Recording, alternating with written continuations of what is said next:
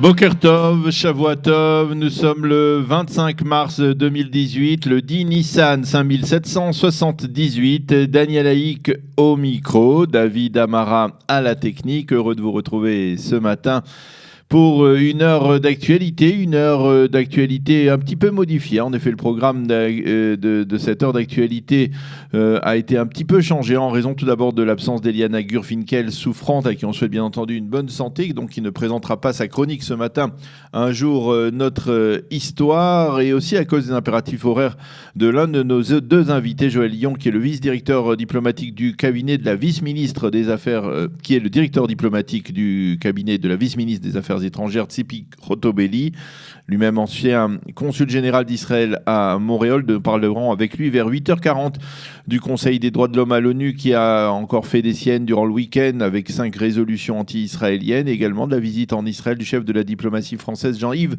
Le Drian, une visite qui débute aujourd'hui. Auparavant, vers 8h25, nous serons en ligne avec maître Nelly Kupfer-Naouri, qui a organisé vendredi une manifestation devant le consulat général de France à Jérusalem pour réagir à l'arrestation de Romain Franck, ce chauffeur du consulat qui a fait du trafic d'armes entre Gaza et les territoires au profit du Hamas et qui est actuellement détenu en Israël. Je vous présenterai pour ma part la revue de la presse et des médias israéliens vers 8h10, 8h15, après le premier journal de l'actualité, et donc après une pause musicale. Alors tout d'abord, les grands titres de l'actualité de ce dimanche matin.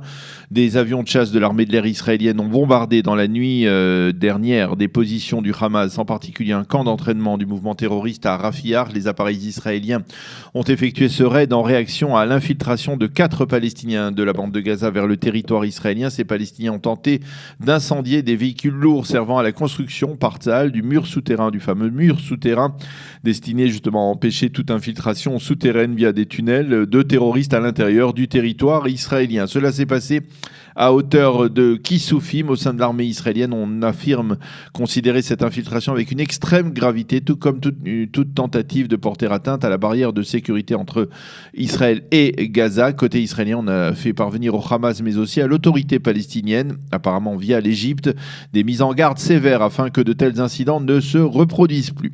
Au sein de la défense nationale israélienne, on souligne que l'armée israélienne va déployer en perspective des fêtes de Pessah, mais aussi à l'approche du Yom HaAtzmaut, plusieurs bataillons de combattants en Judée et en Samarie, ainsi qu'à proximité de la bande de Gaza. Et l'on indique que les forces de sécurité israéliennes se préparent activement à tous les scénarios possibles à l'approche de la journée de la Terre, qui doit être marquée le 30 mars, c'est-à-dire vendredi, par une grande marche de milliers de Palestiniens en direction de la barrière de sécurité entre Gaza et Israël. Des unités d'élite de Tzahal seront également déployées sur place, et des tireurs d'élite tenteront d'empêcher la foule palestinienne de forcer cette barrière. Il faut préciser que le bouclage hermétique de la Judée et de la Samarie sera imposé en fin de semaine, comme c'est la tradition à la veille d'une fête de pèlerinage, et ce afin d'empêcher des débordements et de permettre à la population israélienne de célébrer la fête de Pessah dans le calme, ou même s'il s'agit d'un calme relatif. Côté israélien, on estime que les manifestations des Palestiniens devraient se prolonger en alternance jusqu'au 15 mai prochain, journée considérée comme celle de la Nakba par les Palestiniens. Il faut le souligner qu'en fin de semaine dernière, les généraux de l'état-major israélien se sont réunis dans la grande base de Tzahal, dans le Negev, la base de Tse'ilim, là encore pour préparer les mesures nécessaires visant à éviter tout débordement dans le cadre des manifestations qui doivent donc se tenir au cours des prochaines semaines. Près de 25 000 personnes ont manifesté hier soir sur la place Rabin à Tel Aviv contre la décision du gouvernement d'expulser vers le Rwanda une partie des quelques 35 000 migrants africains arrivés illégalement en Israël au cours des dernières années et qui pour beaucoup vivent dans le sud de Tel Aviv. On a remarqué que la manifestation avait été bien préparée, que les slogans scandés sur la place Rabin avaient été soigneusement choisis avec un message clair: l'opposition à la fois à l'expulsion des migrants vers l'Afrique, mais également un soutien à la population israélienne du sud de Tel Aviv, qui est la première, on le sait, à faire les frais de cette présence massive de migrants africains. Les manifestants ont demandé au gouvernement de faire cesser cette expulsion de migrants et de restaurer les quartiers défavorisés du sud de Tel Aviv.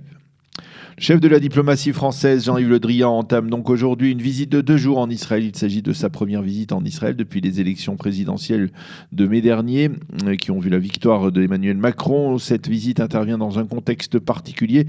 D'abord, elle débute moins de 48 heures après l'attentat de Trèbes vendredi, l'attentat qui a coûté la vie à 4 personnes, dont le gendarme Arnaud Beltrame. Il va sans dire qu'il sera question au cours des rencontres qu'aura le ministre français d'une coopération franco-israélienne en matière de lutte antiterroriste. Le second point est que cette visite intervient quelques jours après l'annonce de l'arrestation par les forces de sécurité israéliennes d'un chauffeur du consulat général de France à Jérusalem, Romain Franck, qui est soupçonné d'avoir fait du trafic d'armes pour le Hamas entre Gaza et les territoires palestiniens en Judée-Samarie.